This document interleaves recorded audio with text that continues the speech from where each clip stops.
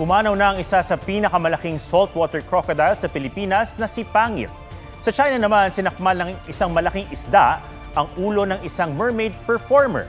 May report si Joseph Moro. Very graceful na lumalangoy pataas sa isang aquarium ang mermaid performer na ito sa isang theme park sa Yunnan province sa China. Nagkalapit sila ng isang malaking isda na pinaniniwalaang sturgeon at sinakmal siya nito. Agad siya nagpumiglas at natanggal ang kanyang goggles. Ligtas naman nakaahon ang mermaid performer pero nagtamo raw ang 22 anyos na Russian ng sugat sa ulo, leeg at mata. Rinig naman ang takot ng sigaw ng mga batang nanood ng show. Ayon sa ulat, binayaran lamang ng kumpanya ang performer ng nasa 5,000 piso bilang danyos. Ang sturgeon ay isang freshwater giant na kayang lumaki hanggang 20 talampakan at minsay umaatake sa mga tao. Going the sirens!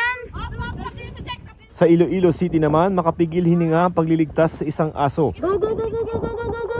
Tulong-tulong ang grupo ng mga kabataan para maiangat ang aso na nahulog sa kanal. Ayon sa uploader, napadaan lamang siya sa lugar at nakita ang kabutihang loob ng mga kabataang sumagip sa aso na nasa mabuting lagay na raw.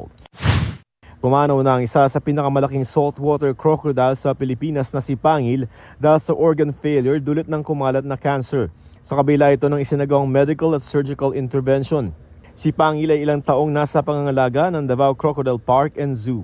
Joseph Morong nagbabalita para sa GMA Integrated News.